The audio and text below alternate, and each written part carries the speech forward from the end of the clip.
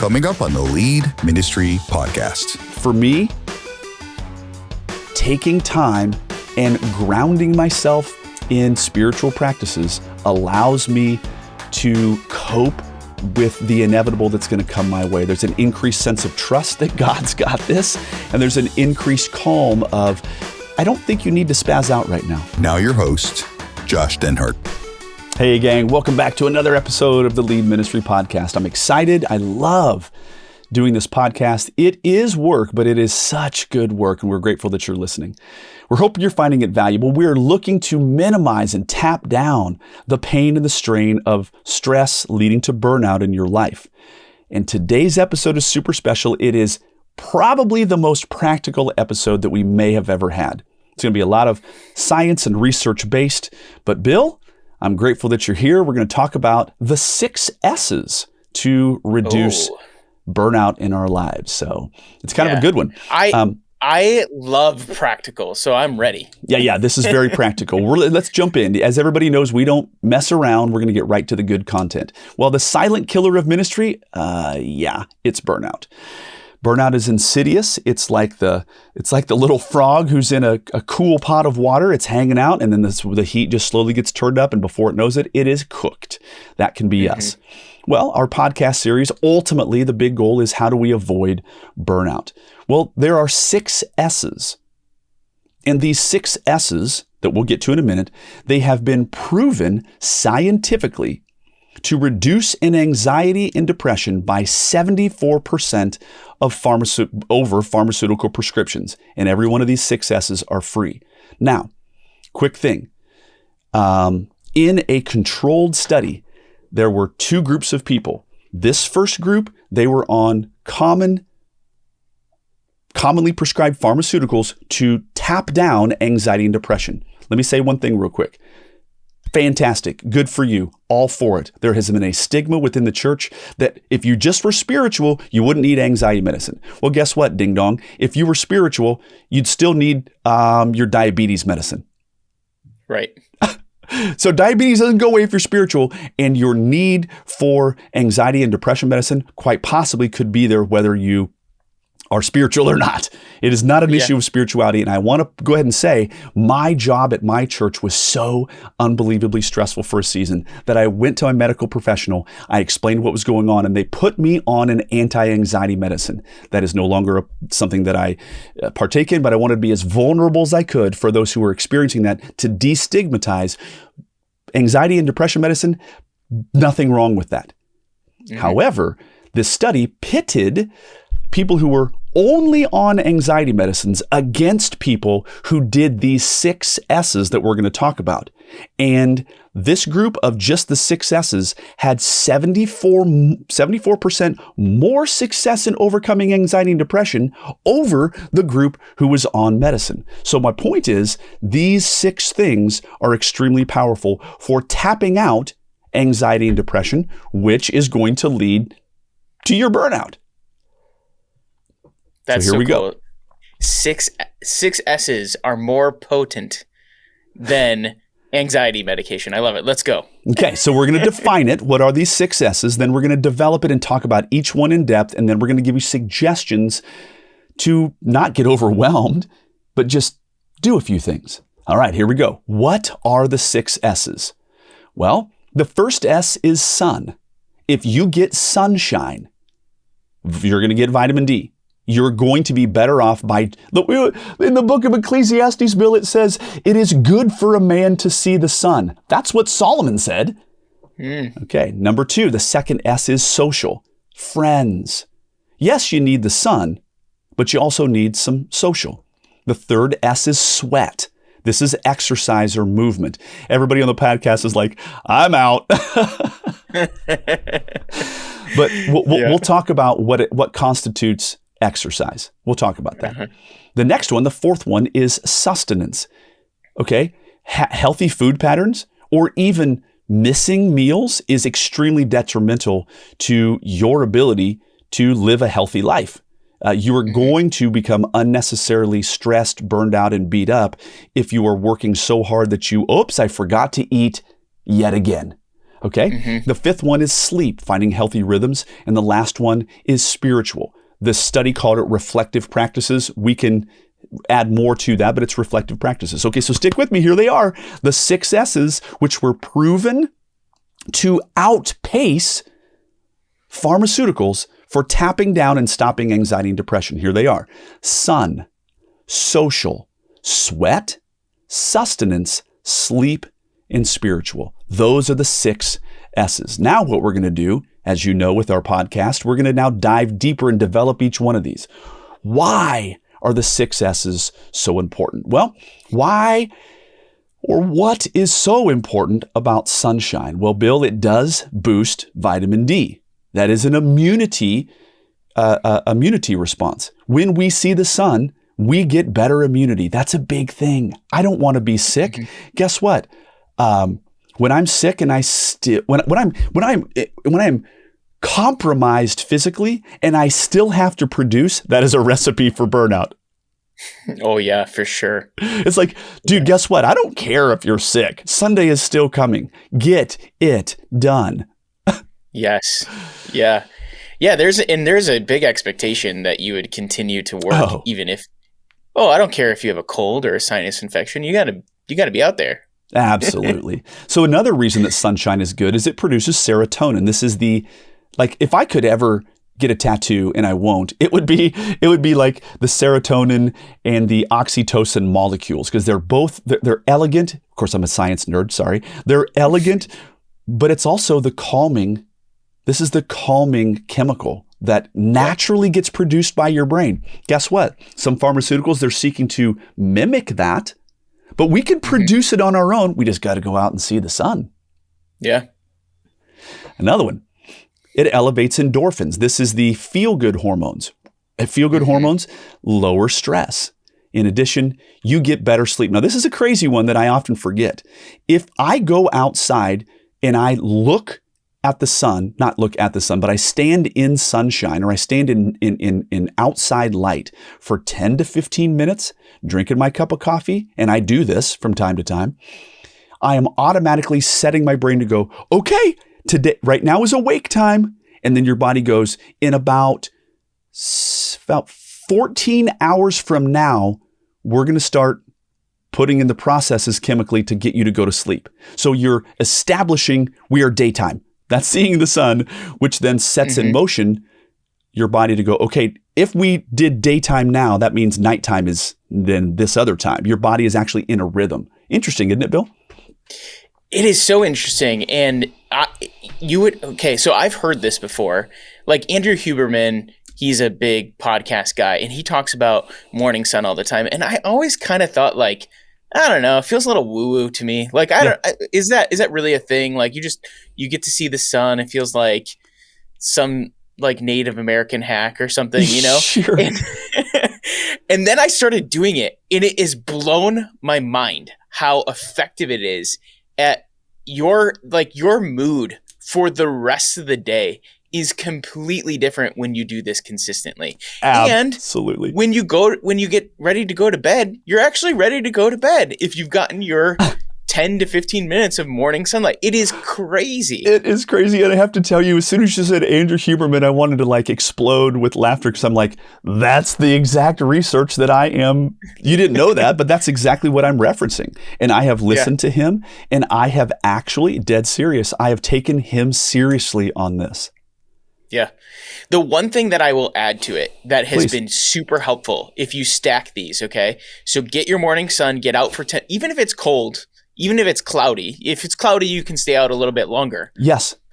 But get outside at some point in your morning within the first hour of waking up.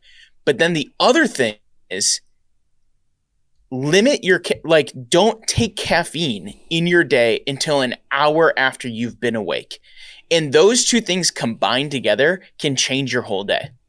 You're exactly right. You will not experience the crash that comes from caffeine if you get your dose of sun and you hold out to get your coffee until after you've had your sun and after you've been awake for an hour. Like, we literally are listening to the same guy on this and we're passing it on to all of our good people. So go out there and see the sun. Okay, let's go to our second S, which is social. Guess what? We did an entire podcast on social, the last one, and it's a unique type of social, but let's go deeper. Just even having a network of friends. Oh, guess what, Bill? If you have friends and you talk with human beings, that releases the other chemical that I want to get a tattoo of, which is oxytocin. Mm-hmm. That's huge. It's the calming agent. Also, it delivers dopamine. This is your sense of well-being. Like all of a sudden, when you go to a national park and you have this just like utter sense of like the universe is beautiful and nature is beautiful, you just got a dump of dopamine and you feel like all is well with the world. Guess what? Having social interactions makes you feel that more of the world is okay. It's huge. Another one. Yeah. You cope better. You have important networks. We listened to the entire podcast last time that if you have friends outside of your church who are inside of your unique ministry context, you have an important network so that you can cope better. Social is important. Not to mention, there's increased brain function. By the way, when we isolate and we don't have friendships and we're not talking, it is a recipe for being less smart. I mean, it just is. We are stimulated. We're stimulated when we're not isolated, when we're in community. Bill, I got to say, human beings are very unique. And you can break all, by the way, I got all these degrees in science, right? And I love this kind of stuff. You can break all organisms into two groups. One group is isolating species. That is a brown bear. They roll all of their life solo. The only time they're ever with any other brown bears is when they have children. And then when those children grow up, it's like, get out of my sight and go take over new territory. I don't ever want to see you again. And then that brown bear lives completely in isolation. They're a mono species. And then there are pack species. There are social species. And guess what? That is a wolf. A wolf will die and not survive if it is by itself. We are pack animals, brother. We need people. Yeah, and it's so true. We are, it's like an old cliche. We are stronger together. 100%.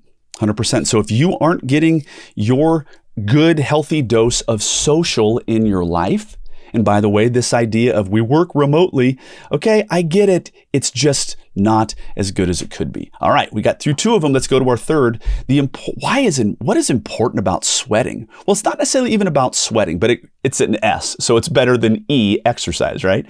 But when you do any level of movement, and I do mean any level, let's just lower this thing all the way down.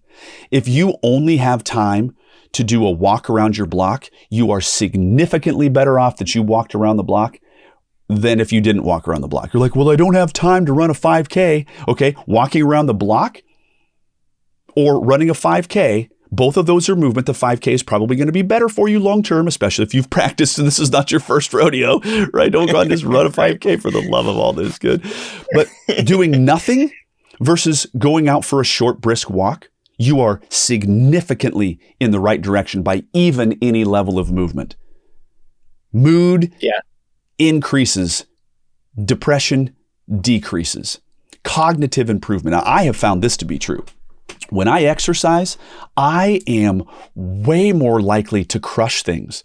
I am significantly more productive when I am doing some level of movement. Also, your ability to cope and have a sense of control is through the roof when you are exercising. Now, here's my random Josh theory on this, okay? When I have conquered, so I have a bike downstairs. It's a stationary bike. And there are times where I will do, it's called HIIT, high intensity interval training. And I will go 2.5 minutes at a regular pace, and then I'll go 30 seconds I'll crank up the gears and I just go as hard as I possibly can. And I'm huffing and puffing super hard. And then I go 2.5 minutes really easy. And then 30 seconds real hard, 2.5 easy. I just do that for 20 minutes, 30 minutes, whatever I can do. And I'm telling you, during those 30-second, I think I'm going to die moments, first of all, I'm not going to die.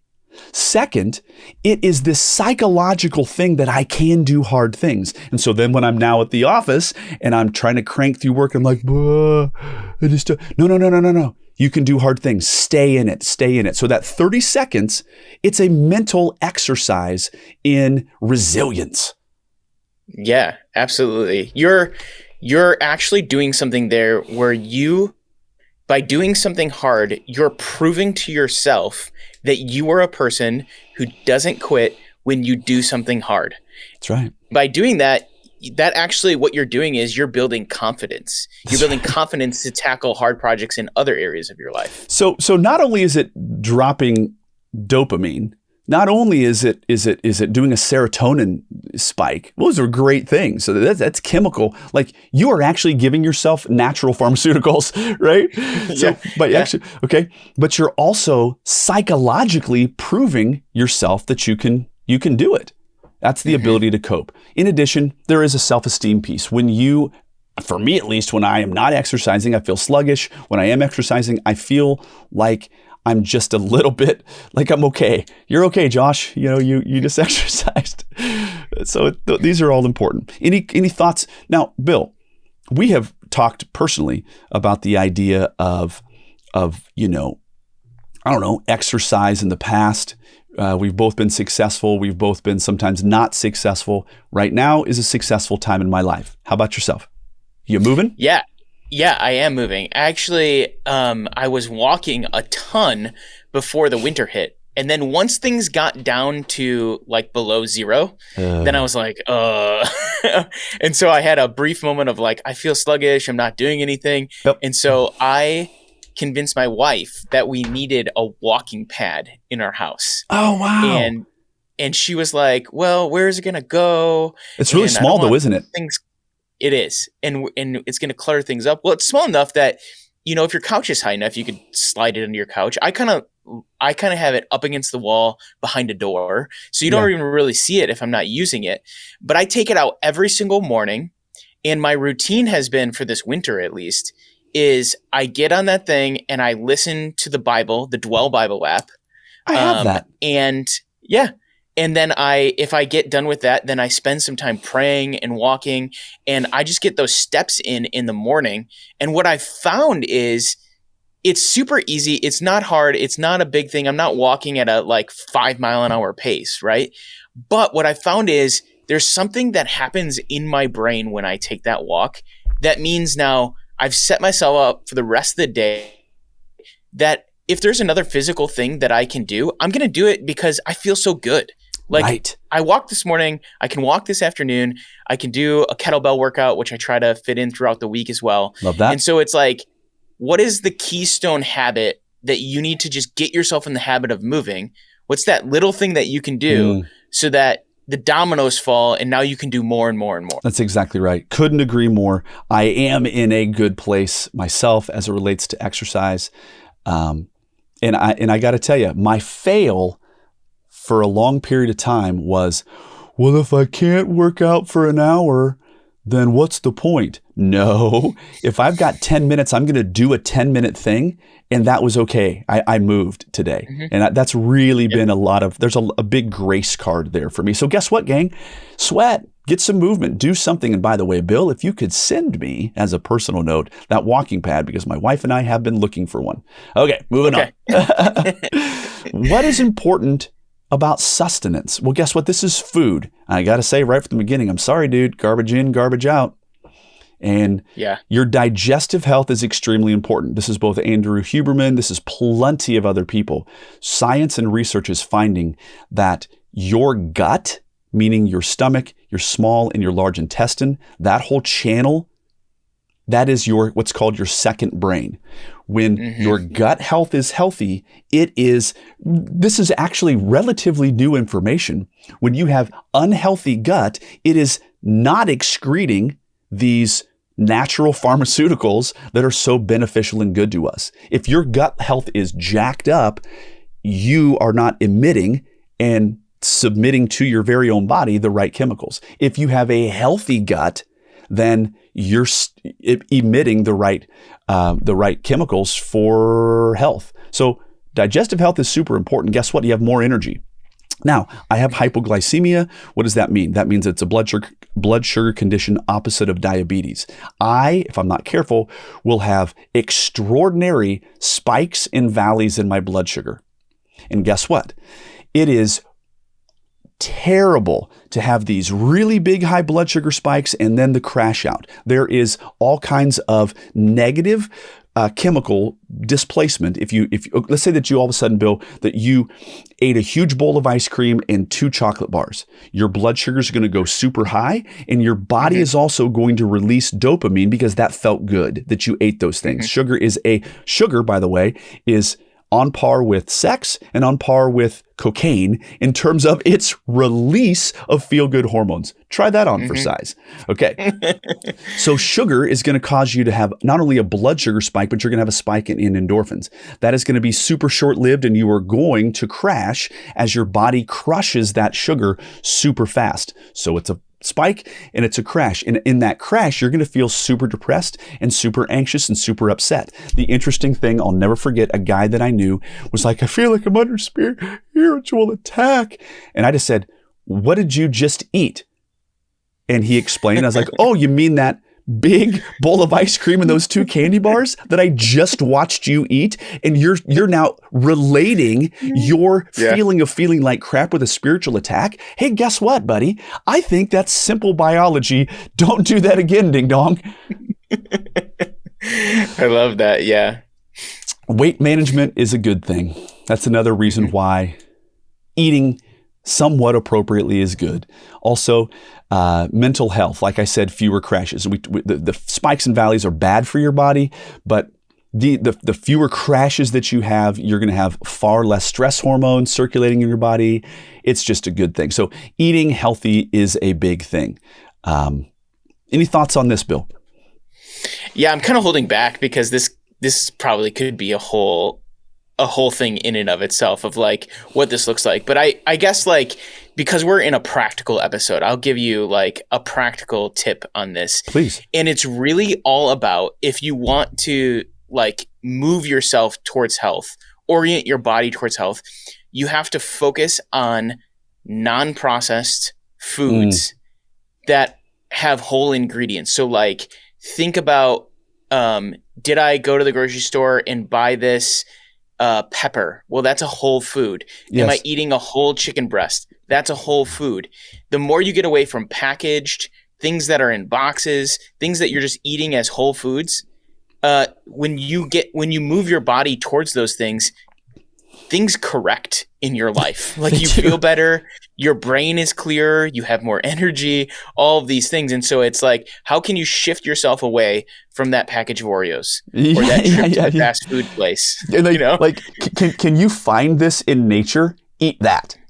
Yes, exactly. It's really simple when you think about it. It's just that people aren't willing to do it. Yeah. Well, people will say to me, they're like, hey, Josh, you travel a lot. What's your favorite restaurant? And here's what I say. I say, well, you know what? My favorite restaurant is the like outside periphery of a grocery store. Yes. Because the outside of a grocery store is the whole foods. The inner part of a grocery store is all processed foods. So I rarely go out to eat. You know, people are like, oh, wow, you know, super. No. I have hypoglycemia. I have to do this. But the outer ring of a grocery store is where you're going to find fruits. It's where you're going to find vegetables. It's where you're going to find whole meat. And so if you can find it in nature, eat it. If you can't find it in nature, be a little suspect. All right. Yeah. Sleep. What's so important about sleep? Well, if you get a good night of sleep, you got a way better opportunity for decision making. Last I looked, I have to make decisions all day long, and I want to be alert. Memory, increased recall. If all of a sudden you are super sluggish that day, take a look at what your sleep was like. Concentration. Extended attention. That's the hard thing. There are times where I have to literally be like super focused in order to push this thing forward. And my sleep is going to be an indication of that. Another one, absolute problem solving clarity. I have clarity and stress when I've had a good night of sleep. Now, Bill, I got to say, I have teenage kids. And when they are home from college or it's high school, they are alive. They want to rock and roll. It's like, they are now keeping me up, and I have to balance out, okay, I really want to be a good dad. And this is a very limited time, but this is going to trash me out. And so Yes. I do sacrifice my sleep sometimes for my kids. I really do, especially for my teenage kids. But I got to say, I have to be careful at least with caffeine, because caffeine is going to disrupt my sleep. And I've got this negative relationship with caffeine. I'll be like, okay, I'm done. Then I'll go through the withdrawals and I'll quit. And I'll be like, but today I really need to get something done. And so I'll have a little bit of caffeine, and I'm like, well, I'll have a little bit tomorrow. And so then I'm back on the track. So it is this kind of upsy downsy with caffeine. That's my Achilles heel a little bit. But sleep is important, Bill. Yeah, it is important. The hack that I found for sleep that's really helpful is limit your caffeine to at least 4, 5, 6 hours before you go to sleep. Stop drinking caffeine. And then here's the other magic hack. A lot of Americans are actually deficient in magnesium, and magnesium can help you sleep. So about 20 minutes before you go to bed, you take 200 milligrams of magnesium glycate, and you take that, and it actually will help you sleep and sleep through the night. Well, sleep is huge. The other thing about sleep is that you're starting a circadian rhythm, right?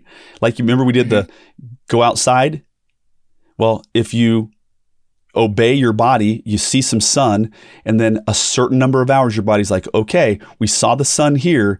Logically, this is about the time we should go to sleep. Obey that. Yeah, absolutely. All right. Our 6th S, as we're closing this out, is spiritual. Finding a sense of purpose. Now, this can come in lots of different ways, whether it's reading the Bible, whether it's sitting down and journaling, whether it's writing down 3 things that you're super grateful for. All of these were found in this study to be reflective practices, otherwise known as spiritual things. Guess what? Eternal framing. When you read that you should take up the yoke of Jesus and not take up the yoke of the Pharisees, you're getting some eternal framing. Okay, wow. I'm getting these inputs from Scripture. Another one, spiritual things, it's resilience, strength in adversity, and you have an eternal perspective. And this reflective practice, even for people who have nothing to do with God or Jesus Christ, when they have reflective practices, they're simply more resilient against the stresses that come in their life. You have social calming. When you have spiritual things, you're a less anxious being in social settings. The final one is increased coping. For me, taking time and grounding myself in spiritual practices allows me to cope with the inevitable that's going to come my way. There's an increased sense of trust that God's got this, and there's an increased calm of, I don't think you need to spaz out right now. Those are both very, very, very helpful things. Amen? Yes, it gives us perspective. It does. Well, these are the 6 big S's, gang. And we want to close out today's podcast by landing the plane and saying, okay, where should I start? You're like, wow, this was heavy packed with a lot of practicalities. Where should we start? Well, remember, start small. Pick something easy, get a quick win. We can way overcomplicate this. Now, I got to say, as I was preparing for this podcast, I remembered back, I did a lot of walking meetings. So all of a sudden I have an hour-long meeting with my key person that I got to do. I'm like, hey, could we go for a walk? And so then we had this loop for our church. It was about 1.5 miles, and we would do social and sweat. And it often contained some spiritual goodness. So it was kind of a trifecta. It's meeting plus movement. Do you ever do walking meetings, Bill? Oh, yeah. Yeah, I love to do. It's hard to get people to do it sometimes because people are like, their idea of a meeting is sitting down or having a whiteboard. But I'll often do, I don't know if you'd call it a meeting, but I'll often do, I need to work on a problem. I'm going for a walk. Yes. Like coupling those things together. So. Absolutely. And so I think you should try this, everybody. And it truly is good. I'm going to push pause here for half a second and say, When we live in Iowa and Wisconsin like we do, there is a reality to cabin fever. There is a reality to seasonal affect depression disorder. What does that mean? Mm-hmm. It is so ripping cold outside that you don't get any sun. It's painful. Right now, today, dude, like school was this week, we had 2 days that we had a late start by 2 hours because it was -6 degrees outside. Okay, I got to be honest. I don't care what Andrew Huberman says. I'm not going to go stand outside in -6 degree weather and my face hurts and I'm breathing in painful cold. It's not happening. And so I get vitamin D, but you also got frostbite. Yes, exactly. And so in the winter, that's hard. In addition, I love to go ride my bicycle in the evening. Well, I'm not doing that in -6 degree weather. And so the seasons play games on us, right? Mm-hmm. And so we got to understand that. Okay. So do a walking meeting. Next one. Another thing. Do you have an expense account? Get an expense account at your church. What does that mean? That means that you have between $200 and $1,200 a year that you can, I don't care if it's $25, that you can go out to lunch with people. It is social and it's sustenance. Hey, guess what, team? You know you should be taking your volunteers out to lunch. Go someplace healthy. Yeah, absolutely. Ministry people are so guilty of like, hey, we're working in ministry. We're in the trenches. Let's go eat the worst food we can possibly find in our town. Right. Or the other thing too is it's, hey, we're having a meeting. It's pizza. Yes. Yeah, you can do better. You can do better. Well, we're closing this out. By the way, social and spiritual gang, record 3 thankful things in your life and find a human being and tell them your 3 thankful things. It doesn't have to be hard. Like legitimately stop and go, okay, what am I thankful for? Think of 3 things and then go tell them to someone. Mm-hmm. Well, gang, this has been good. Bill, the 6 S's, they're big things. They're good stuff. And we're grateful that all of you wonderful people are with us on this podcast. Hey, guess what? Start small, reduce your stress, understand that there are proven things that are free, that are God-given, and that can beat the normal prescriptions for anxiety and depression. Consider the 6 S's, and we will catch you guys on the next one. And that's a wrap for today's episode of Lead Ministry Podcast. Don't forget to subscribe and leave us a review. Make sure to follow us on Facebook and Instagram, and visit leadvolunteers.com for more episodes and resources. Thanks for listening.